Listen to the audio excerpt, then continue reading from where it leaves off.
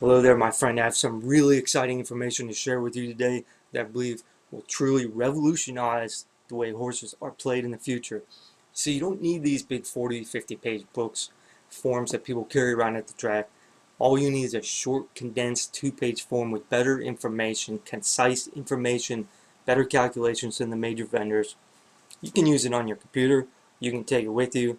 It takes 2 minutes or less to handicap a race, and I'll show you how that works in just a second, as well as showing you how you could bet a pick six using this grid. First of all, let's look at the long form. This is from Brisnet. They have excellent information. They have one of the best long forms, better speed figures than most other vendors. But look at this, 44 pages. What if you're working 5 tracks that day? Do you really want to go through 200, 250 pages of information? I don't think so. I didn't want to do it anymore, so I developed a new way. I can get the data files, make my own grid, much more concise, packs as much of the vital information that I need into the grid in order to handicap the race effectively. This is the grid. Okay, simple, 2 pages. Notice how one race, race 5 here, takes up less room than one horse did on the long form. Each horse can be represented by one line. Now I used a little bit of formatting that was developed by a guy at Pace Figures who's a genius, and he figured out a way where you could instantly look at one of these performance figures and determine what surface it was and approximately what distance. For example, green is turf, bold would be the distance is approximately the same as today's distance.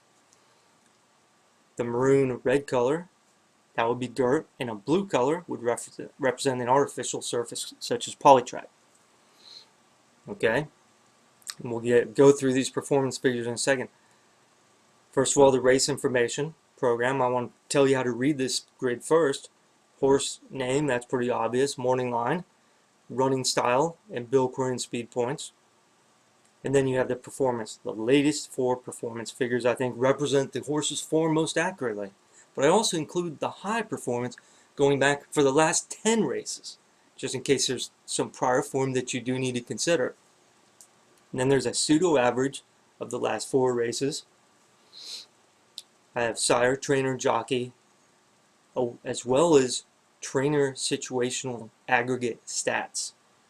ROIs, win percentages, in the money percentages. I have some very interesting calculations over here. What happens is you have an average, the pseudo average that I spoke to, and that's the basis for these calculations over here. Power, this is basically their class, their current class. Then I have early pace, pure early pace, pure late pace, and I have stamina, which is kind of a blend of power and late pace, and speed, which is kind of a blend of early pace and the regular speed average. So these are very powerful. You can see that I'm primarily looking at this one horse that ranks number 1 in most of these categories, as well as the speed average, the highest performance figure, and so forth. As far out, he ended up winning this race at 3-1. Not a great win bet, but a horse that you would probably single in the pick 6, or at least I would, looking at my grid. Unfortunately, I didn't play this pick 6. It was a holiday. There were a lot of other things going on. But even us pros have to take time off every now and again.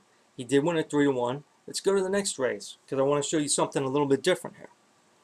In the next leg of this pick 6, you have a horse here that has, again, the highest performance figure, the highest average, best late pace, stamina, and power. He did win at 5-1. The favorite did not win. Went off at 3-5. I don't know who bets on 3-5 favorites, but apparently a lot of people do, and I guarantee they don't win a lot of money because their horse lost.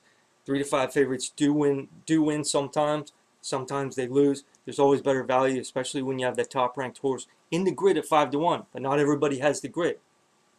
They have major vendor formats that really don't have the same information, and the information in it isn't as good. Now here's a good single down here as well.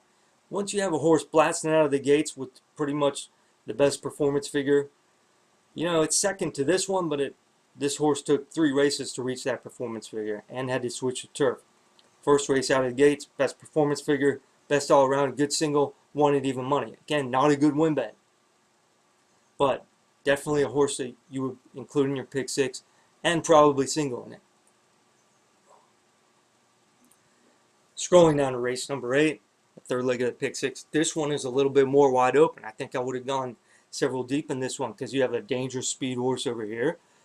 You have a dangerous late runner over here that finished second at 9-1. And then you have the favorite, the top power horse, who finished out of the money at 4-1. But also a pretty highly ranked horse here that has the best speed average is by Le Roi des Animaux, which was the sire of this year's Kentucky Derby winner, and only 1 point off the top power number. So this horse did win at 3-1. He would have definitely been included, as well as a couple of those other horses I mentioned. Now, here's where it gets a little bit tricky. You can see the top ranked horse on paper here, probably according to everybody's speed figures, is this Johannesburg Smile, and he did go off at even money. He did not win. He finished third. The horse that did win was a second ranked speed horse, third ranked in power, trying out the route distance of 8 furlongs or longer for the first time. Okay, so this is a possible, if you didn't single Johannesburg Smile and you were looking at the grid, you could have used that information, maybe double up in this, especially if you singled a couple of the other legs and then you get an 8-1 winner here. And if you did that, you would go home with $85,000, because the next race is relatively easy. There's only a few horses you can really use here. You can use this horse, English Ivy, who finished 4th with the top speed average, and you can use this top late runner here, or you could use this horse ranking 2nd in major categories, who has the best pair of turf performance figures at this distance. And it looks like the only reason his average is so low is because of the sprint and the dirt race. You end up winning at 8-1. That's excellent value. That's a good win bet. You would definitely want to use that horse in your pick 6. The favorite finished out of the money there. I don't even know if I would have used the favorite. But given the Chad Brown trainer, I probably would have used him. But I definitely would have used this 8-1 horse and at least had a win bet on it, even if I was out of the pick 6 by then. So even if you didn't get all those horses, maybe you just got 5 and you didn't get this first time routing horse here, you'd still go home with $500 for 5 out of 6. That's not bad, in addition to probably a good late pick 4 payout, because I'm sure you would have had them in your pick 4. So that's how easy it is to use the grid, for one thing, and how easy it is to get some good long shots, to get a possibly huge pick 6 payout, some good pick 4 payouts, some good win payouts, maybe some good superfectas. As you could see there, trifectas and superfectas were available for the taking. So that's how easy it is. It takes minutes to look through these numbers, see who the highly ranked horses are in each category, and make some kind of wager on them. It's faster, it's smaller, it's more effective than the major vendor forms because the work's already done for you. So be a winner, get the grid at horseracebetwin.com. Till then, good luck, my friend.